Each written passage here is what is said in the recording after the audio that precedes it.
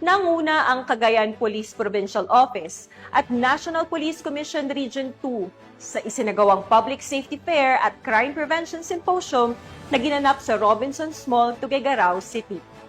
Alamin ang mga naging kaganapan ng balita mula kay Patrolwoman Janet Balad.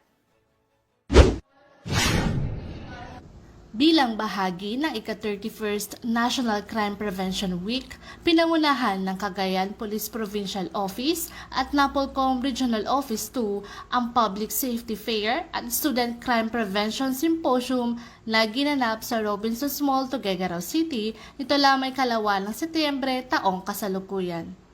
Dinaluhan ito ng mga kinatawan mula sa iba't ibang paaralan, ahensya at lokal na pamahalaan. Tampok ang talakayan ukol sa cybercrime, droga, kontra-terorismo, fire prevention at tamang impormasyon, pati na rin ang pagpapakita ng rescue equipment at kakayahan ng emergency responders. Sa mensahe ni Tuguegarao City Mayor Myla Rosario Estinque, binigyang diin niya ang kahalagahan ng pagkakaisa para sa kapayapaan at kaayusan. Pinuri rin ni Napolcom Regional Director Ramon M. Ranieses ang partisipasyon ng mga kabataan at ahensya.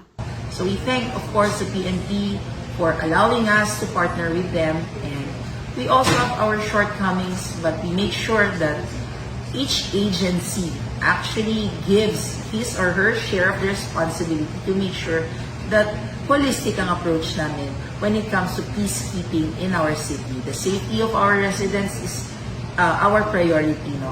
I enjoin all the other people, all the other agencies to work as well with our local police, our PNP, to make sure that all our programs are in line with theirs in keeping our safety a priority for everyone. Layunin ng aktibidad na palakasin ang kamalayan ng kabataan at publiko sa kaligtasan at pagpigil sa krimen.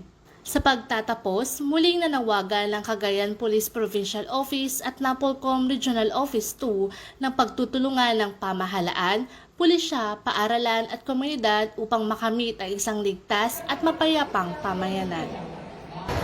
Mula dito sa Robinsons Place, Tuguegarao, ako ay ng PNN Correspondent, Patrolwoman Janet Balad, alagad ng batas, tagataguyod ng balitang pulis.